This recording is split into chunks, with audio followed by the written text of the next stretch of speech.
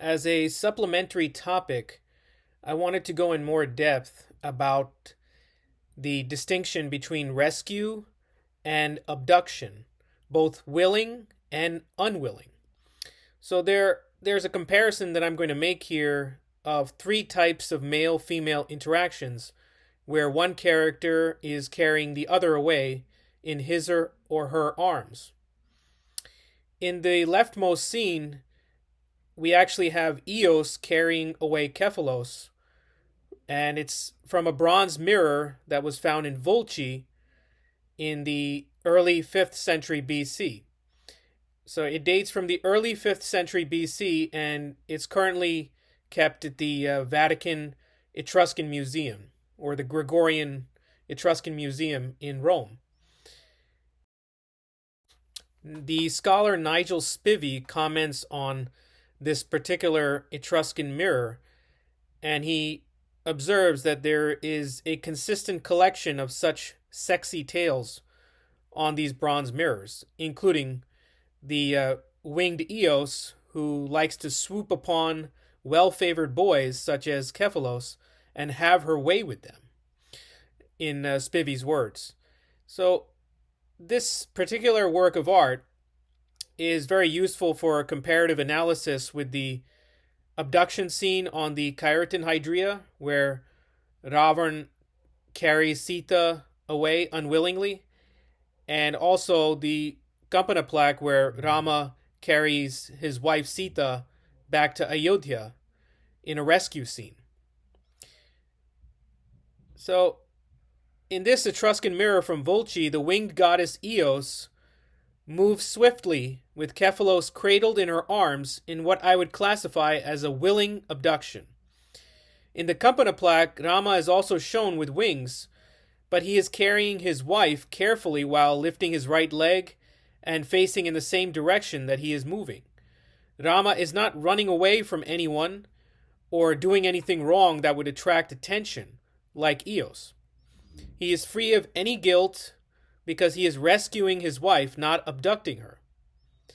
In the case of the winged Eos, she is abducting the hunter Kephalos to make him her husband, and she looks at him longingly while fleeing in the opposite direction from which she is facing him.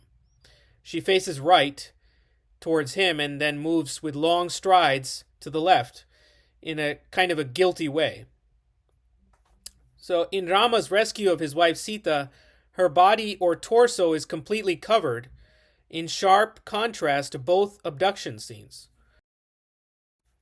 Rama does cradle Sita like a baby in his arms in a similar manner to what Eos does with Kephalos, but Rama's intentions are clearly virtuous and Eos's intentions are scandalous.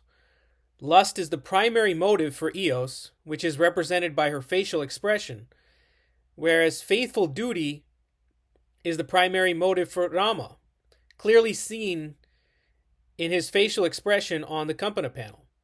So you can see kind of the naughty expression on the face of Eos and the more serene expression on the face of Rama.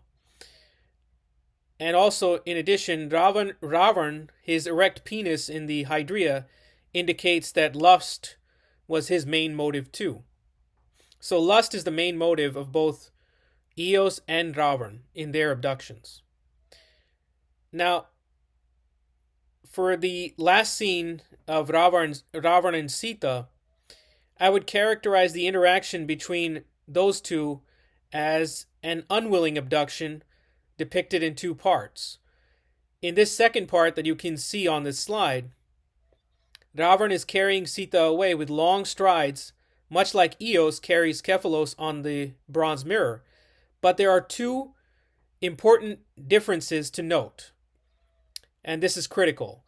The left arm of Sita is hidden behind Ravana's monstrous form, and Ravana is holding her tightly around the waist with his right arm. In contrast, the arms of Kephalos are both visible, and Eos is not holding his torso in a violent way.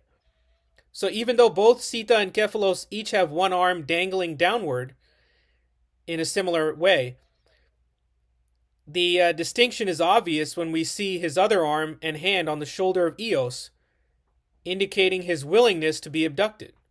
No such sign from Sita is present on the Khyartan Hydria. To the contrary, she clearly resists the demon Ravana in the first part of the abduction, as we have discussed earlier.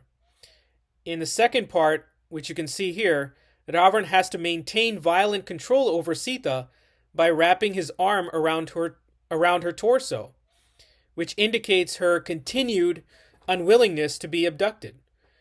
Therefore, we can conclude that the willing abduction of Kephalos by Eos shares certain iconographic features with the rescue of Sita by Rama and the unwilling abduction of Sita by Ravana, but all three scenes have unique features that distinguish them as well.